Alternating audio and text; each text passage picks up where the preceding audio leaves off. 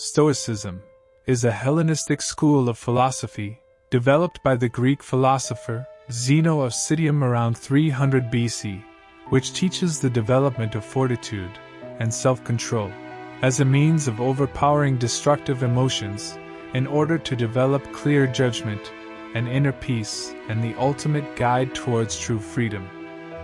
The term Stoic derives from the stoipoikal, meaning painted porch, where Zeno of Citium used to teach.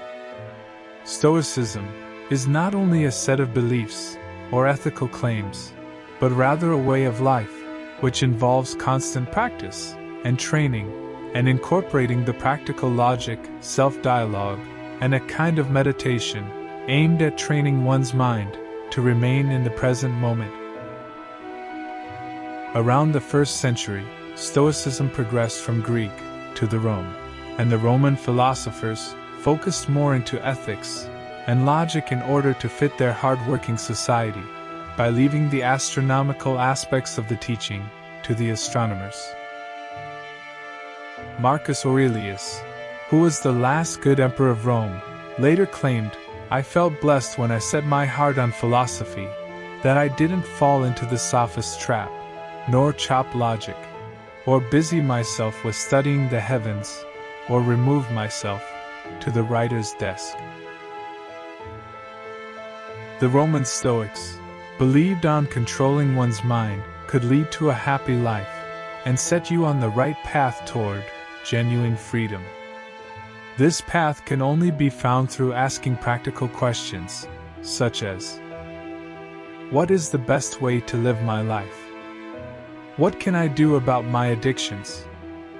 How do I contribute, or what are my obligations towards other humans?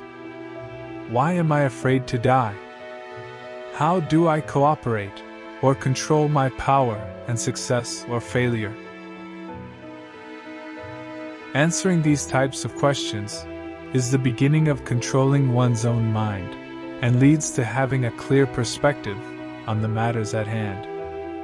The Stoics sum up the philosophy of Stoicism into 3 main components, or disciplines called the Big Three, which are the art or discipline of perception, action, and will.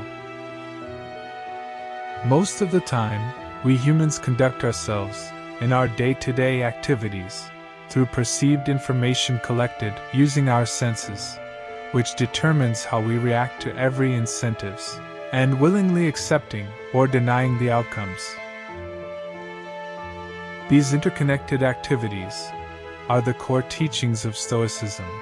Mastering the art of perception enables us to have clear as a crystal vision towards our inside and outside environments, know what is under our influence and beyond our reach.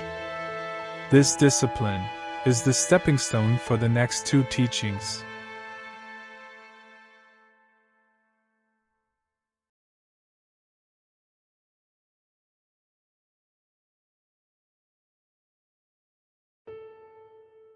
Stephen Covey, the author of the famous book, The 7 Habits of Highly Effective People, wrote that what we perceive through our senses aren't reliable information.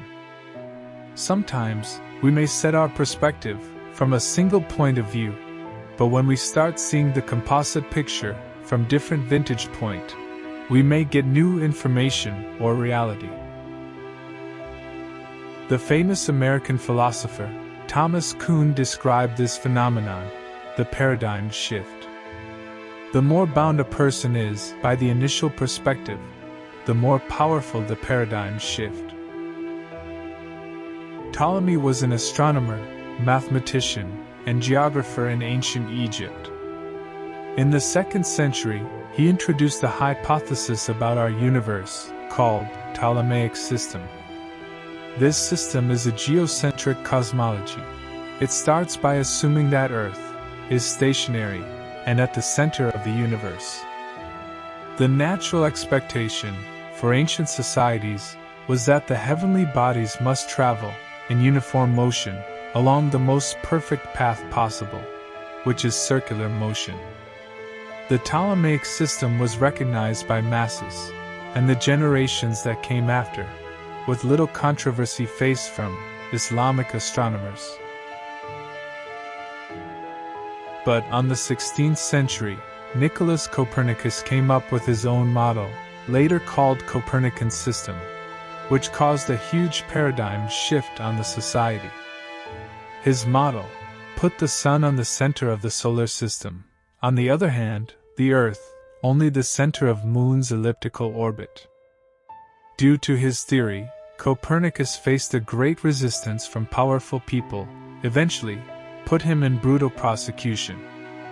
Copernicus was an inspiration for scientists that came after him, including the German astronomer Johannes Kepler, who entertained the Copernican system with minor adjustments, and led the way for completing the solar system model, as we know it now.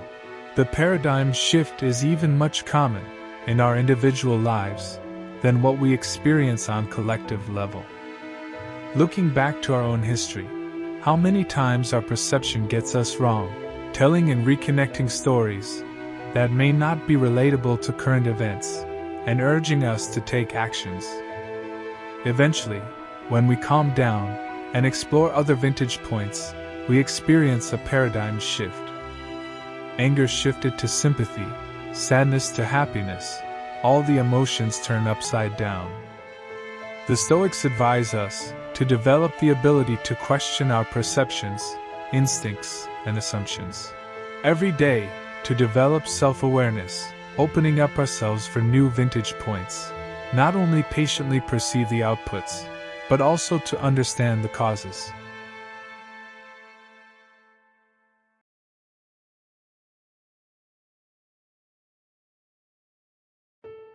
Technology has eased our lives, no question about that, but it has evolved into becoming our source of anxiety and addiction.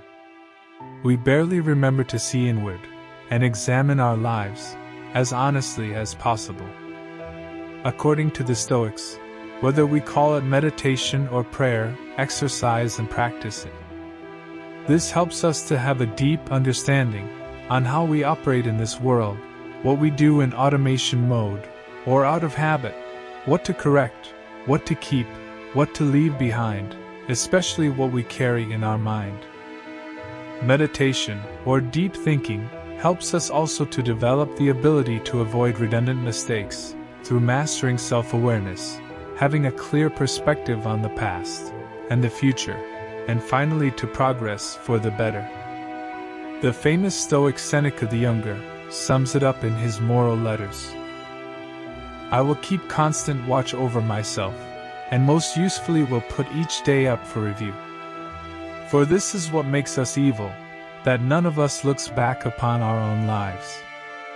We reflect upon only that which we are about to do, and yet our plans for the future descend from the past.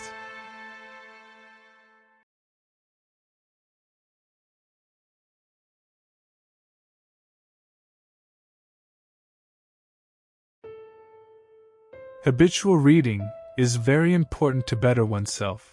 As Einstein put it, after you read a single book, your brain can't return to its original size.